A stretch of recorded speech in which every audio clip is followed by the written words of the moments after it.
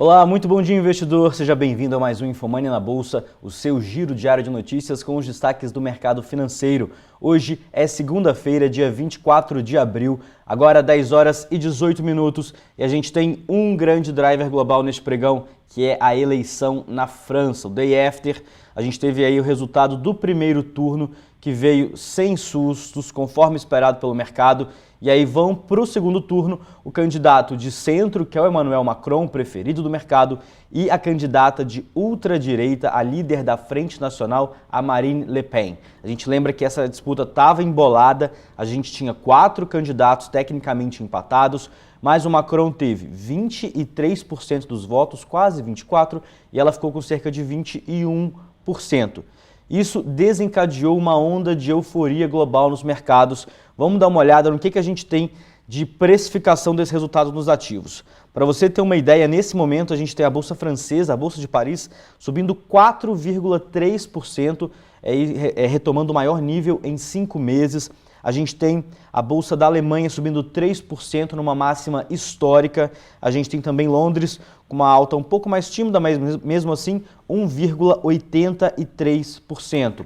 A gente tem também, vamos dar uma olhada no euro, a gente tem no euro numa máxima também de 5 meses, nesse momento subindo 1,31% ante o dólar e 1,5% ante a libra esterlina.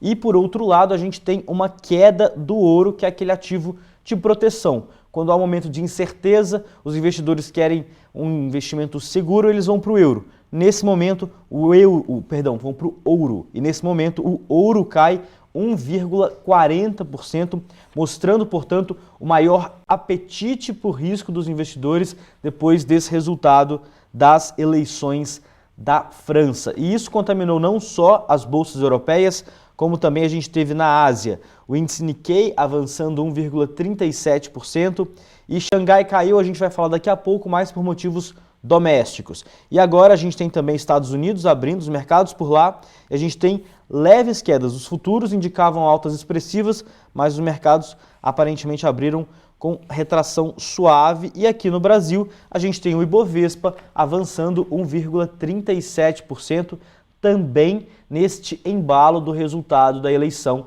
da França. A leitura do mercado é que a gente tem uma chance menor da Marine Le Pen, que é uma candidata que foi claramente já contra o euro, contra a União Europeia, a chance menor dela de vitória. Mas existe mesmo motivo para tanta euforia? Os investidores estão certos em apostar de que ela não tem mais chances mesmo no segundo turno? Então, existem argumentos que reforçam esta percepção. Então vamos a eles. A gente tem, por exemplo, as pesquisas. Isso que foi uma questão muito debatida no último ano, as pesquisas errando o resultado do Brexit, errando a eleição do Trump, mas desta vez na França as pesquisas cravaram o resultado do primeiro turno. Diferença de apenas décimos no resultado efetivo tanto da Marine Le Pen quanto do Emmanuel Macron. E pro segundo turno, essas pesquisas indicam que o Macron teria 62% dos votos contra 38% da Le Pen. E aí, outro motivo que reforça este favoritismo dele é que ele já recebeu o apoio dos 2 candidatos dos partidos tradicionais da França, que pela primeira vez em 30 anos, nenhum dos dois está no segundo turno. Então, tanto os conservadores quanto os socialistas já declararam apoio ao Macron, ou seja, ele pode pegar uma fatia grande do eleitorado que estava diluída em outros 2 candidatos. E a gente tem também um terceiro elemento que reforça esse otimismo com o Macron e essa perspectiva cada vez menor da vitória da Le Pen. Segundo a Bloomberg, a chance de vitória da Le Pen, de vitória já no segundo turno, que chegou a bater em 35% em fevereiro, atualmente, depois desse resultado de ontem, ela despencou para 16%. Então, os mercados se apoiam nestes dados, nestes fatos, para apostar e aí se expor ao risco de uma vitória do Emmanuel Macron. Uma vitória que seria positiva para os mercados europeus e positiva para o euro, como a gente vê nesta reação logo depois do resultado da eleição.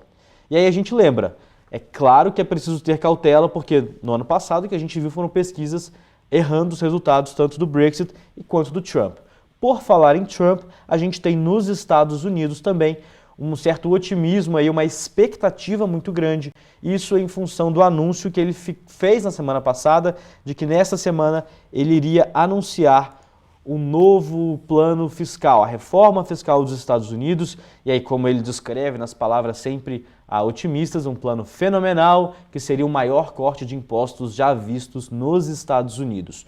Então isso também alimenta o otimismo dos investidores por lá, mas com uma cautela, uma expectativa, esperando ver se o Trump vai ser mesmo capaz de entregar esses resultados. Isso porque a gente lembra que no primeiro teste dele no Congresso, ele perdeu e não conseguiu repelir o Obamacare, fazer a reforma do sistema de saúde como ele pretendia, e ele já tinha dito anteriormente que ele só consegue entregar o plano fiscal de redução de impostos se ele conseguir aprovar a reforma da saúde, porque é de lá que ele vai tirar recursos para conseguir reduzir impostos. Então a gente tem esse outro motivo também de otimismo nos Estados Unidos. Vamos falar então de mercados asiáticos. Como eu falei mais cedo, a gente tem o índice Nikkei que avançou, mas Xangai, o índice da China, teve uma queda de 1,37%. E a preocupação por lá é em relação ao aumento da regulação. E aí isso pode, é claro, diminuir o apetite por risco dos investidores de lá, e tem também toda aquela preocupação em relação ao ritmo do crescimento da economia chinesa. E aí quando a gente fala de China, a gente tem que falar também de minério de ferro.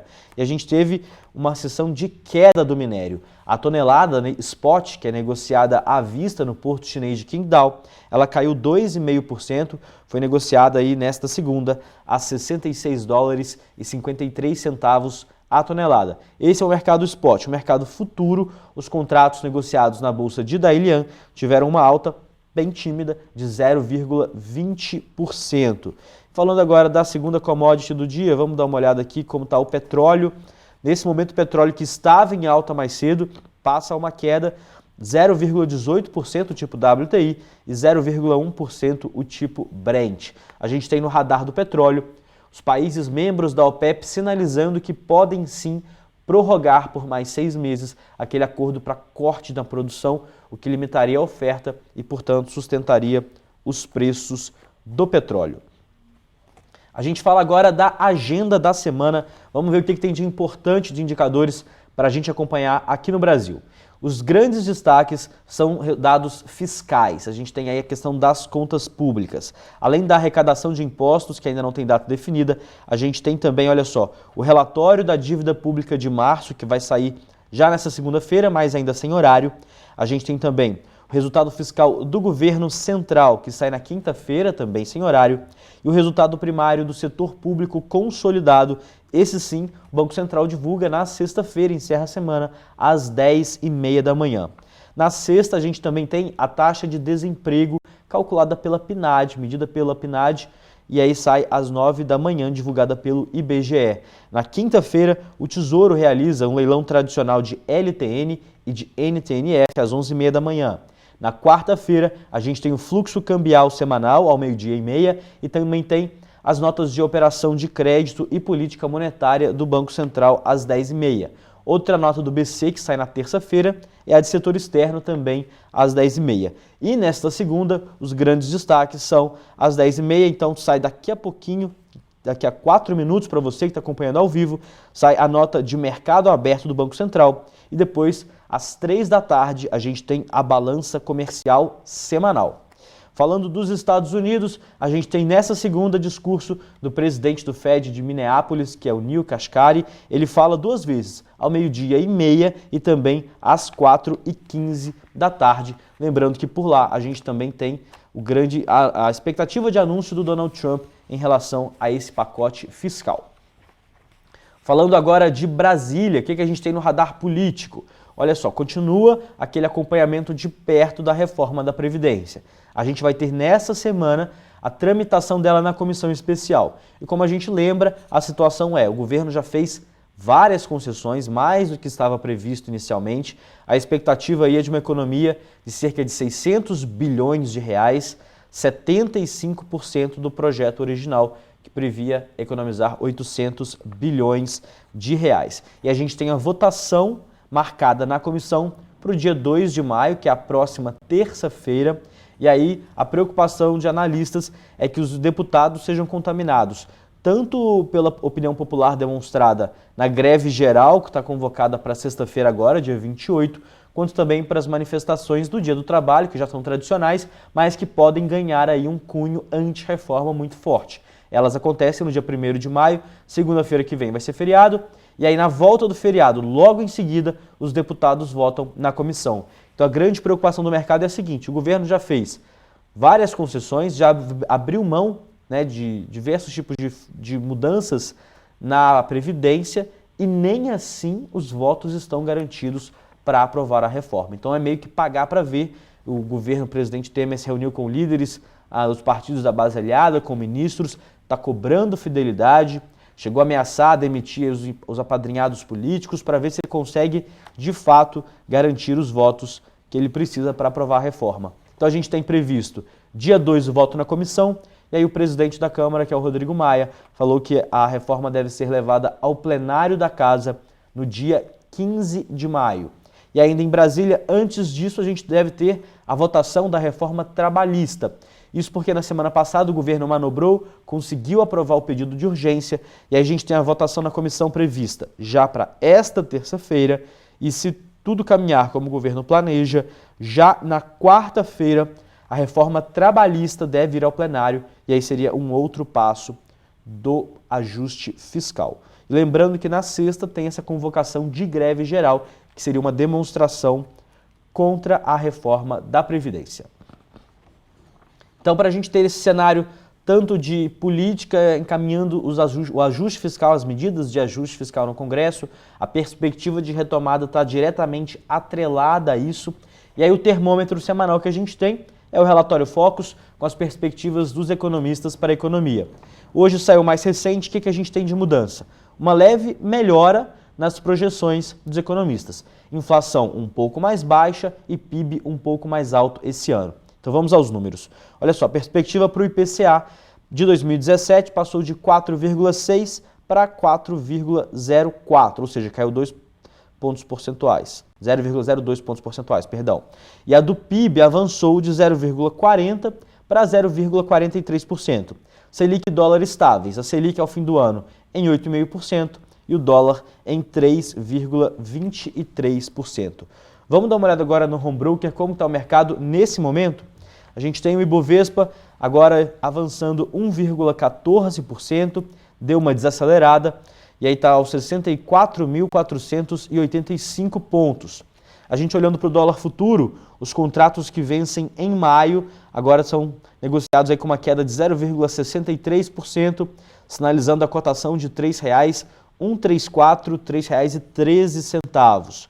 A gente olha agora os juros futuros, os juros curtos que vencem em janeiro de 2018, eles perdem 2 pontos base e meio a 9,51%, e os juros longos vencendo em janeiro de 2021, perdendo 4 pontos base, agora em 9,89%. Então a gente passa agora para as ações para monitorar. O que a gente tem de destaque do noticiário corporativo?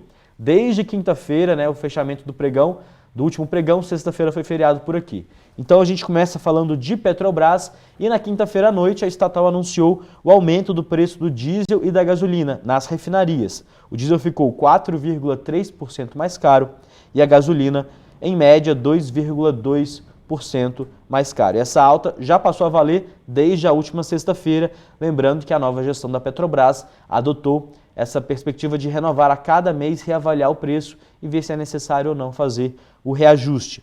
E aí um outro noticiário relacionado à Petrobras é que a União, que é o controlador, pediu a substituição de candidatos para o Conselho Fiscal da companhia, lembrando que as eleições acontecem numa Assembleia Geral Ordinária marcada para o dia 27 de abril. Agora a gente fala da Vale, a outra blue chip. A gente tem a Vale aprovando também na quinta-feira o pagamento de dividendos. E esses dividendos ficaram na casa de 90 centavos por ação. Os papéis ficaram ex já na quinta-feira. Então, os papéis com ex hoje. Então só tem direito a esse provento aqueles investidores com papel em carteira na quinta-feira, que foi a data com desse papel. E aí lembrando também que a agência de classificação de risco Standard & Poor's revisou a perspectiva de rating global da Vale de estável para positiva, essa perspectiva que atualmente está em BBB. E aí a agência disse que isso reflete principalmente os esforços da mineradora para reduzir a sua dívida. Então vamos dar uma olhada aqui no Home Broker. As duas grandes blue chips aqui a gente tem em alta nesse momento, alta bem parecida, Petrobras avançando 1,22% e a Vale avançando 1,03%. A gente segue no noticiário corporativo, isso porque tem uma informação da coluna do Lauro Jardim, do jornal O Globo, dizendo que a Hipermarcas está com pelo menos 3 ofertas de compra por parte de investidores do exterior. A coluna informa que o presidente, que é o João Alves Queiroz Filho, dono da Hipermarcas, teria 3 propostas na mesa dele. E aí a gente vê isso refletindo na ação. Nesse momento, a Hipermarcas, vamos dar uma olhada no Hype 3 aqui, só um momento para a gente mudar o ticker. Hype 3, vamos lá, Hype 3, agora sim a gente tem uma alta mais expressiva, avançando 4%, isso por conta, possivelmente refletindo essa informação da coluna do Lauro Jardim, avançando 4%, negociados aí a R$ 30,40. A gente tem também informação de prévia operacional de construtora. A EZTEC informou que as suas vendas líquidas caíram 66,7% no primeiro trimestre deste ano, na comparação com o mesmo período de 2016. E elas ficaram aí em 9 milhões de reais, refletindo 114 milhões de reais de vendas brutas, mais aí descontando 105 milhões de reais de distratos. E de acordo com o BTG Pactual, esses números foram mais fracos que o esperado e eles podem ter um impacto negativo, isso depois de uma alta recente da ação que disparou aí 25% já no acumulado do ano. Apesar desse número negativo, o BTG Pactual segue com a recomendação de compra para a EZTEC. A gente fala agora da CCR, isso porque o grupo de concessões concluiu na quinta-feira passada a aquisição da fatia de 15% que a Odebrecht Transporte Participações detinha na Via 4. Essa operação, que já havia sido anunciada lá em março, foi concluída agora e o valor ficou em 171 milhões de reais. A gente encerra o InfoMoney na Bolsa com uma rodada de recomendações. Então vamos lá. Na última sexta-feira, o BB Investimentos ele começou a cobertura para as ações de companhias de energia. Então vamos lá. Transmissão Paulista foi iniciada com uma recomendação de outperform, ou seja, um desempenho esperado acima da média do mercado. Já a Taesa e a Alupar foram iniciadas pelo BB Investimentos com uma recomendação market perform, ou seja, em linha com a média do mercado. E aí o BB Investimentos também elevou a Uzi Minas para outperform, e aí sim o Morgan Stanley elevou a recomendação da Uzi Minas de underweight para equal weight, ou seja, agora está em linha com o portfólio deles. E a Copasa, depois de uma forte queda que a gente viu na quinta-feira, teve toda a questão da prévia da revisão tarifária pela Agência Reguladora de Minas. Ela teve a recomendação elevada pelo Scotiabank e aí ela passou de Sector Market Perform, ou seja, um desempenho em linha com o setor, para Sector Outperform, ou seja, agora o Scotiabank espera que a Copasa tenha um desempenho melhor do que a média do setor. E aí o preço-alvo foi reduzido de R$ 45 para R$ 43. Estes foram os destaques desta segunda-feira no InfoMoney na Bolsa. Para você, bons negócios, um bom pregão. Eu volto amanhã a partir das 10h15 da manhã. Até lá!